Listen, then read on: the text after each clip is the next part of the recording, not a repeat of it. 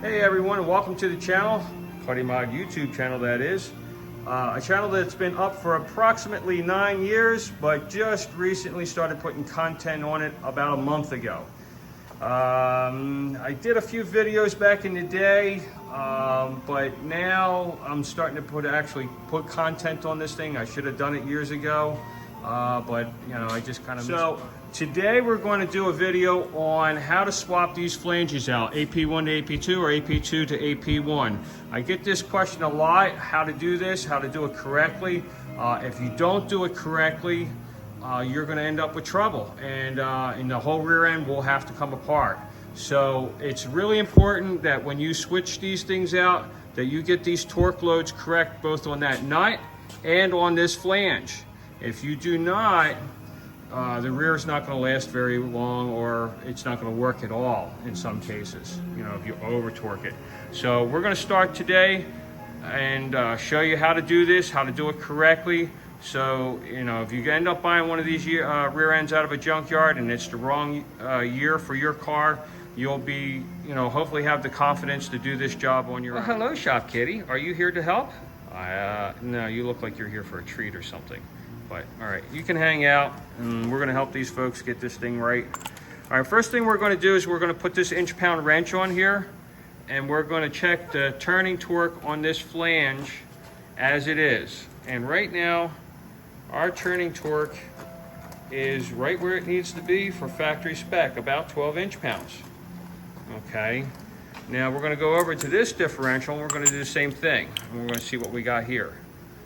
And I could already tell that is much lighter. We have very little to no movement here on that needle, and that tells me that this is, you know, got some serious wear on it. And it's actually in here for a rebuild, and they just need this flange put on this rear end so that they can still drive the car while this is being done. This rear end is blown, so there's no reason why not to think that this flange doesn't really have any load on it. So we're going to go ahead and we're going to swap this flange over to this differential, and so this rear end is still viable to go into the car. All right, we're going to go ahead and remove these nuts here, these pinion nuts. It's okay to use an impact gun when you do this procedure to take this nut off, but when you go to put the nut back on, you definitely want to do that by hand.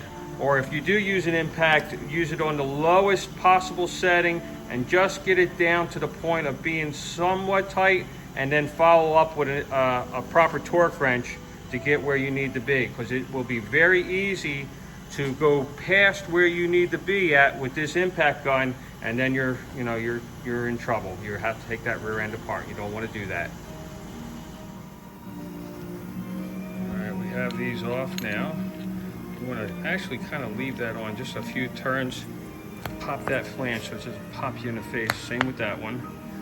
All right, we'll go ahead and take that nut off the rest of the way. Take this nut off the rest of the way. Okay, the next thing you're going to do is you're going to take this flange and we're going to clean that up, get all the yuck and everything off of it. We're going to put a fresh layer of grease on it, and get the threads on this thing cleaned up and get it ready to set up on this differential. Okay, I went ahead and removed the other differential off the bench since it's going to be getting a rebuild anyway, and so we're not really going to have to mess around with making sure that that flange is absolutely perfect. We're only going to work on the one that actually counts here, and that has to go down the road after this flange has been replaced. Notice how I have this rag around this thing, okay? You want to keep this clean and tight as much as you can. Use a little brake clean and wash these threads off, and then blow it off with an air line and get all that, you know, brake cleaner off and that residual oil that's been left on there from the differential. So those threads are nice and clean. And we've already done that here, so we're good to go. Again, you're going to make sure your flange is all clean. We've done that already, and we're going to get ready to put some fresh grease on that. You have your nut and your washer. Now, here's the thing. To do this right, you really want to put a brand new nut on here. But I know some of you guys, you know, you're working, you can't find a nut or whatever, and you need to get it done right away. It's 2 o'clock in the morning and you're stuck. Well, you can reuse this nut It's not recommended, but if you do have to, if it's in a pinch, these are a one-time use nut. These are a nylock, so once they go down and they lock, that's it. That's the done deal. Once you take it back off, you're supposed to replace that. And you can take yourself a little bit of this. This is Honda Lock Blue. Put that on these threads up in here about I gotta find my finger here, about midway down. Okay, not up top, because you don't want this stuff getting on the nylock portion. You only want this stuff on the metal to metal contact. You put a little bit of Honda Lock on there, and then go ahead and cinch that old nut back down, and that'll get you down the road in a pinch. But really, you want to put a brand new Honda nylock back on this, and that's exactly what we're going to do here today. Okay, we are prepped out for the job. Everything's greased, ready to go. Your new nut is out, ready to go. And we're gonna start putting this together. Next thing you wanna do, this is your washer. Now this washer is cupped. Okay, that's the flat side. You hear it's a dead thud. You flip it over. You wanna find a good flat surface. This one's okay, but it'll do for now, for the video. All right, you can hear a tinging in there, so you know that's the side that's not flat. So what you're going to do is, or not cupped, you want to put it on the cupped side. So we're going to go ahead and put this thing down on here, cupped down. And then after that, we're going to install our new nut. Okay, right there, that's good. All right, we're going to go here and click off here. And, all right, we set this torque wrench here to 92 foot-pounds. That's your minimum foot-pound allowed for that nut. If you have less than 92 pounds and you don't get the optimum turning torque with your inch-pound wrench, then you can increase increments of 5 to 10 pounds at a time and click off again until you get the optimum inch-pound load that you need, which is going to be 12 inch-pounds. Okay, so right now we are at 92 foot-pounds at a minimum. And we're going to turn this wrench, and right now we're hardly moving that needle, so that's a good thing. That means that we can click up on that foot-pound wrench more and get more load on that flange, which is what we want. We don't want just a minimum of 92. We'd like to try to get it over 100 if we can, and that this way we know we have a really nice load on that flange that's proper, and we'll have the proper inch-pound load on that flange as well, and we won't have to worry about this guy going down the road with this rear end. All right, we're going to set at 105 foot-pounds, and we're going to go for some more torque.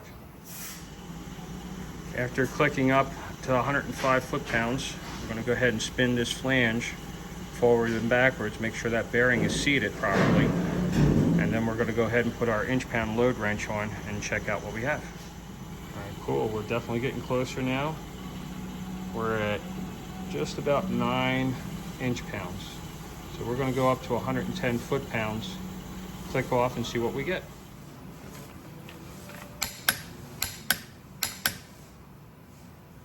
Inch-pounds on that flange, which is what we wanted. We're right back to where we were from original setup before we pulled that flange off, the old flange. So we're right on the money. We ended up going to 115 foot-pounds to achieve that mark. So we're good, real good. LST is functional as it should be. Notice how I have the rear set up on the bench. This makes it much easier to do this. If it's got oil in it, you don't have to worry about it leaking out on you, because if you lay this thing on its side or something and take this flange off, all that oil is going to pour out of there. So you want to invert this rear so it's up in the air like this is here on the bench, and you can switch out this flange even with oil inside the rear end and not worry about making a big mess. The other thing you want to do is, it's hard to hold this flange and get that nut off and get the nut on torqued right. You're going to have to come up with some tooling or put it in a vise like this. We have tooling here to do these types of things, and so that's the only hang up you'll have, is just getting a grip on this flange. Well, good luck if you have to do the job, and you could always PM me if you have questions. Thanks, and thanks for watching.